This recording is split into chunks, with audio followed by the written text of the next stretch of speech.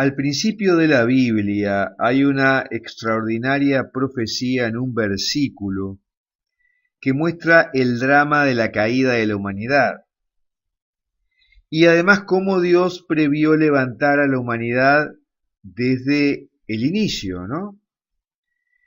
Cuyo proceso después se relata en el Antiguo Testamento y en el Nuevo Testamento se relata paso a paso cómo se ejecutó.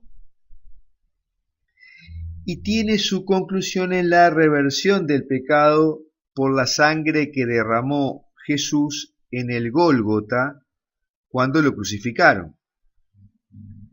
La clave al inicio de la Biblia está en lo que se llama el protoevangelio. En el versículo 3:15 del Génesis se resume toda nuestra historia de salvación. Esto fue escrito en el siglo XIII o XV antes de Cristo por Moisés, o sea, hace más de 3000 años. Y más de 1000 años después se ejecutó este plan. Este versículo aparece después de la tentación de la serpiente y de la caída de Adán y Eva, y establece la trayectoria para la salvación de la humanidad a través de Jesucristo y de María. Recordemos que Dios había puesto al primer hombre y a la primera mujer en el jardín del Edén sin que le faltara nada para mantenerse.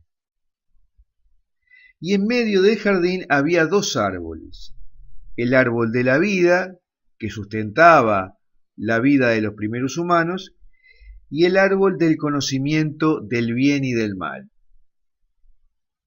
Dios le dijo al hombre que podía comer de cualquier árbol del jardín, pero no del árbol del conocimiento del bien y del mal, porque si lo comiera, moriría. Y entonces aparece la serpiente, que tienta a Eva a comer del árbol, del fruto del árbol, diciéndole que si lo hace, será como Dios. Entonces Eva come y además se lo da de comer a Adán. Y entonces Dios maldice a la serpiente y la condena a arrastrarse sobre su vientre permanentemente y comer el polvo. Y castiga al hombre y a la mujer expulsándolas del jardín del Edén. Pero también sella su perdón a la humanidad en el plan que establece en el propio versículo 3:15. Y a partir de ahí, la Biblia cuenta todos los pecados cometidos por la humanidad y por el pueblo de Dios, hasta que llega el Nuevo Testamento, que narra la ejecución del plan anunciado en el protoevangelio del Antiguo Testamento, 1500 años antes. En el Génesis 3:15, o sea, en el protoevangelio, Dios dice que pondrá enemistad entre la serpiente y la mujer y entre sus descendencias, y que su descendencia, la de la mujer, le aplastará la cabeza a la serpiente, mientras que la serpiente le morderá el talón. Dios establece ahí que la humanidad tendrá descendencia por un lado, y por otro que vendrá un Salvador para las futuras generaciones, el que le aplastará la cabeza a la serpiente, que es la que provocó la caída, ¿no? Ahí se expresa el acto misericordioso de Dios, que después se instrumentará en la encarnación de su Hijo y en su martirio, para restablecer el equilibrio perdido en el jardín del Edén. El protoevangelio del Génesis del que estamos hablando tiene la clave de la lucha del bien contra el mal y cómo lo resuelve Dios, por lo tanto.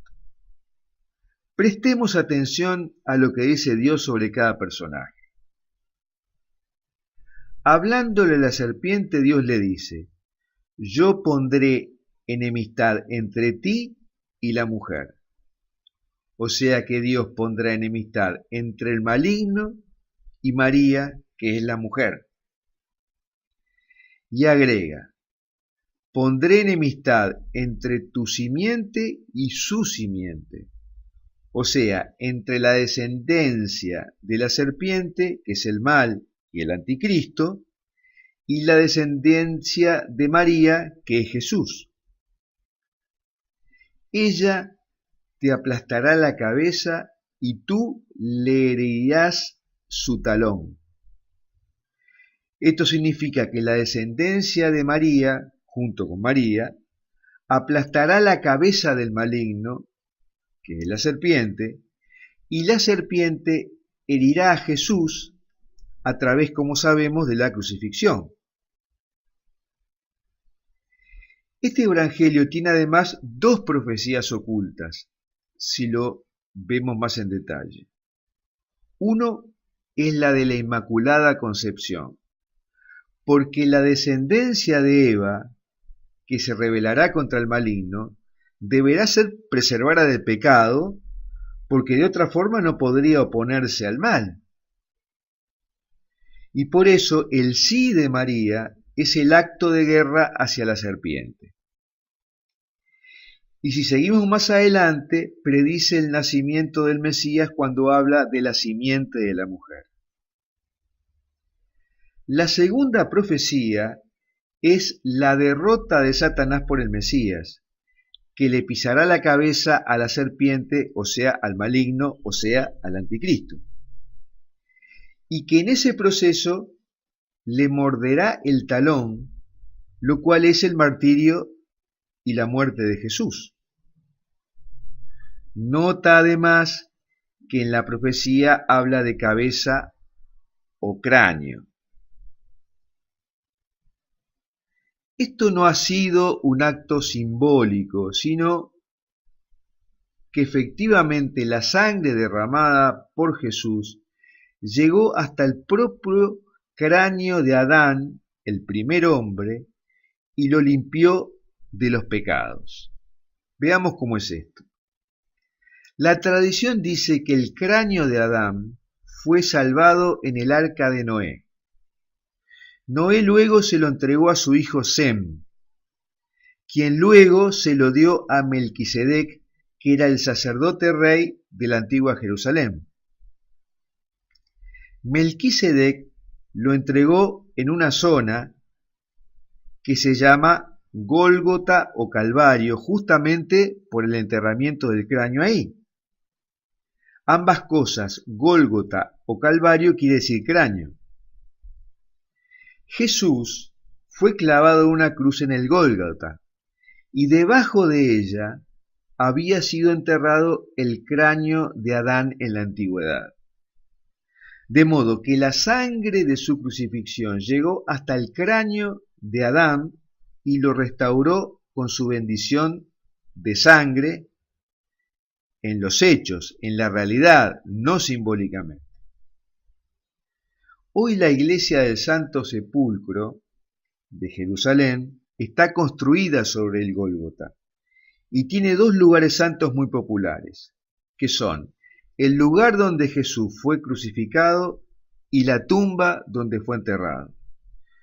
Pero más abajo hay un tercer lugar que muchas veces pasa desapercibido, que es la capilla de Adán, donde se supone que tenía el cráneo guardado. De modo que desde hace 3500 años Dios previó cómo iba a restablecer la sanación de los pecados del hombre y lo ejecutó hace 2000 años. Y ahora una pregunta.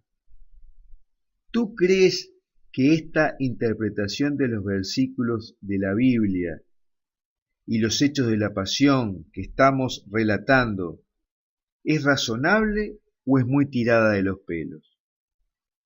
Espero tus comentarios a esto.